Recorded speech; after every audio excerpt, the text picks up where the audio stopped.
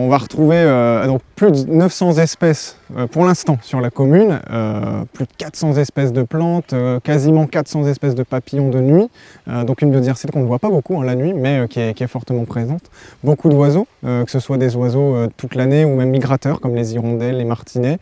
On va retrouver des reptiles aussi, et puis plein de petits coléoptères, des coccinelles, des cirques, des abeilles, toutes des espèces qui sont essentielles aux équilibres écosystémiques, mais dont on ne fait pas forcément attention quand on ne connaît pas bien. Souvent quand on parle biodiversité, on pense pigeons, on pense abeilles domestiques, mais il n'y a pas que ça, il y a plein d'autres choses. Et il y a bien sûr aussi son lot d'espèces exotiques envahissantes, ça on n'est pas épargné, mais bon, pour l'instant il faut essayer de faire avec en attendant de trouver une solution. Parce que le problème des villes, de l'urbanisation, c'est les obstacles. C'est-à-dire qu'un animal ne pourra pas traverser la route, il ne pourra pas traverser une parcelle agricole qui soit voilà, sans vie, etc., sans risquer un danger, que ce soit humain ou des prédateurs, bien sûr. Donc le fait d'aménager ces couloirs de biodiversité, ça permet le déplacement des espèces, d'une part, et bien sûr la colonisation, si des espèces elles ne seront pas bloquées à un seul endroit, elles pourront se déplacer, trouver d'autres lieux pour nidifier, etc.